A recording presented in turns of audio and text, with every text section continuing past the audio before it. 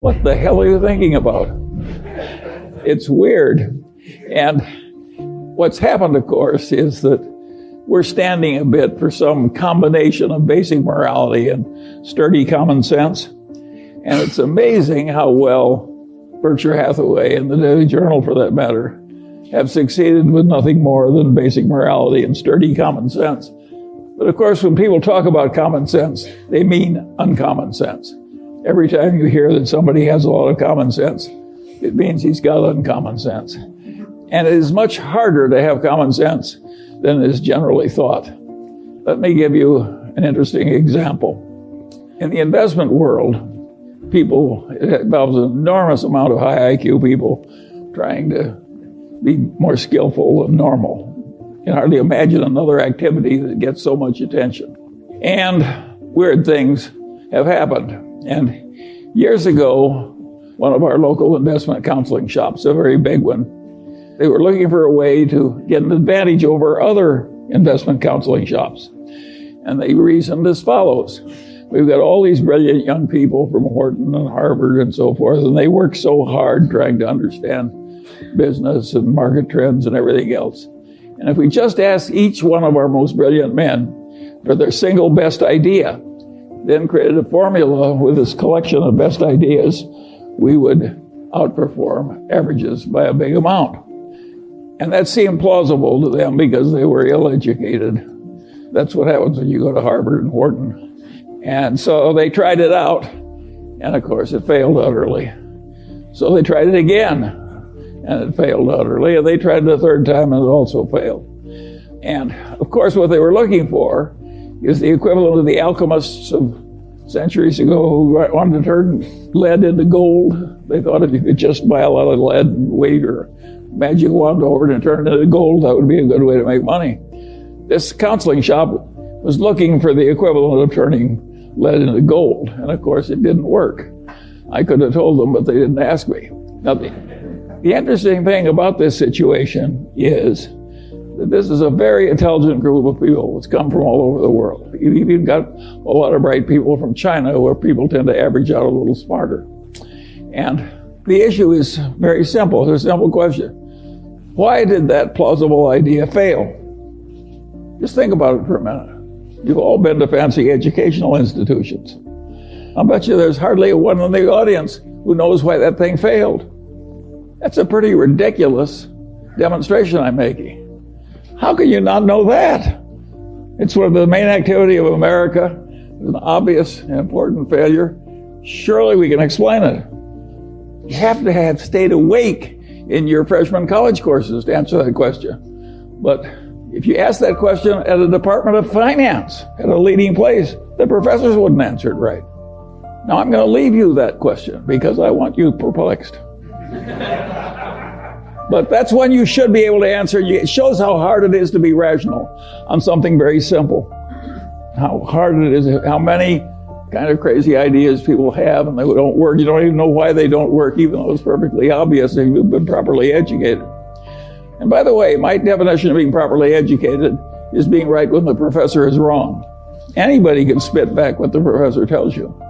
The trick is to know when he's right and when he's wrong. That's the properly educated person. And of course, they're frequently wrong, particularly in the soft sciences. In fact, if you look at a modern elite institution, it's fair to say that a lot of the faculty are a little crazy. It's so left-wing now in the humanities, and it's very peculiar. That's another thing. Why should 90% of the college professors in the humanities be very left-wing? I leave that question for you, too. But it happens. Now, at a place like Berkshire Hathaway or even the Daily Journal, we've done better than average. And now there's a question, why has that happened? And the answer is pretty simple. We tried to do less. We never had the illusion we could just hire a bunch of bright young people and they would know more than anybody about canned soup and aerospace and utilities and so on and so on and so on. We never had that dream.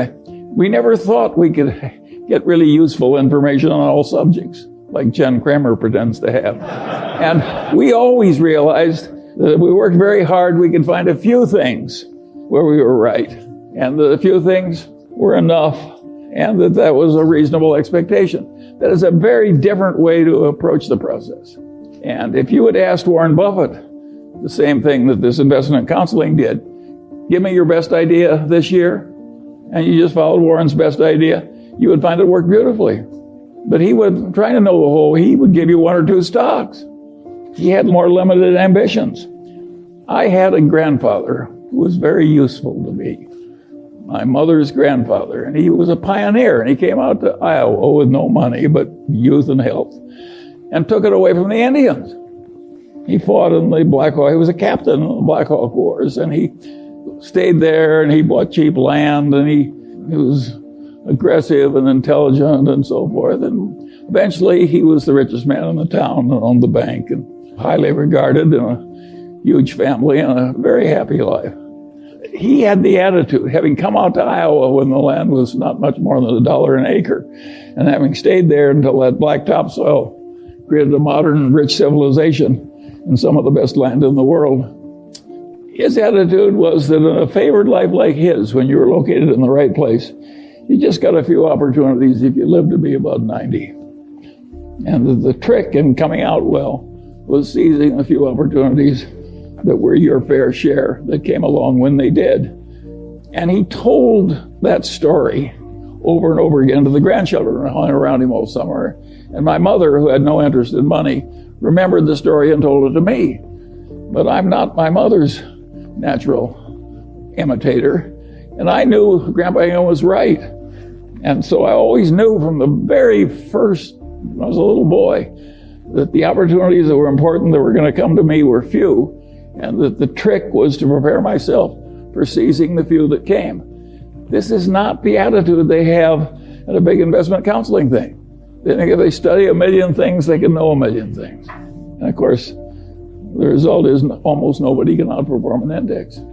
Whereas I sit here with my Daily Journal stock, my Berkshire Hathaway stock, my holdings in Lilu's Asian fund, my Costco stock. And of course, I'm outperforming everybody. And I'm 95 years old, and I practically never have a transaction.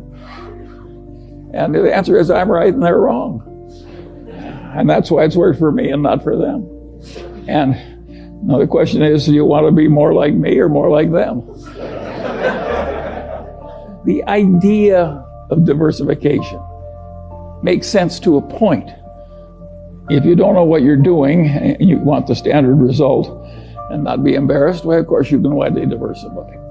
Nobody's entitled to a lot of money for recognizing that, because truism, it's like knowing that 2 and 2 equals 4.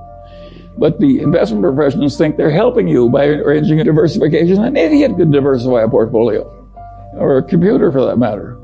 But the whole trick of the game is to have a few times when you know that something is better than average, and invest only where you have that extra knowledge. And then if you get just a few opportunities, that's enough. And what the hell does you care? You own 3 securities and JP Morgan Chase owns 100. What's wrong with owning a few securities? Warren always says if you lived in a growing town and you owned stock in 3 of the best enterprises in the town, isn't that diversified enough? The answer is, of course it is. They're all wonderful places.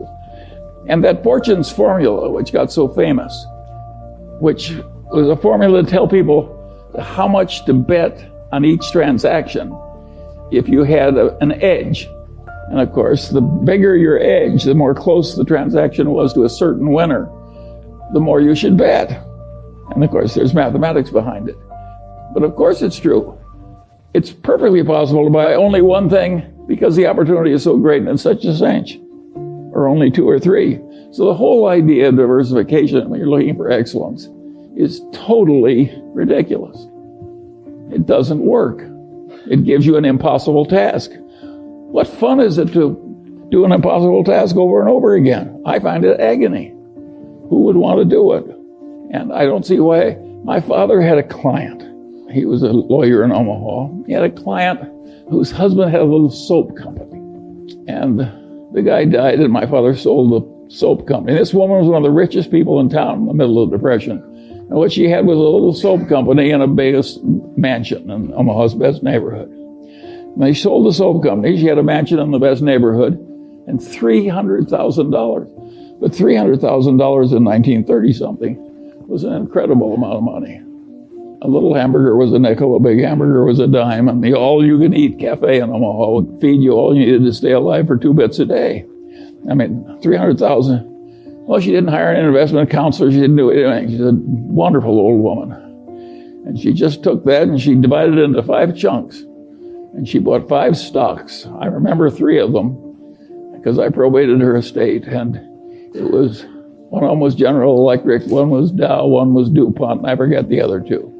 And she never changed those stocks. She never paid any advisor. She never did anything.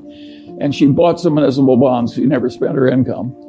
And she bought some municipal bonds from time to time with the, and by the time she died in the 50s, she had $1.5 million. No costs, no expenses. And I said, how did you decide to do that?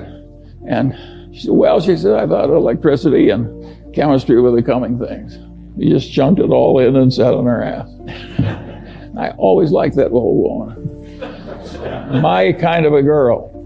But it's rare.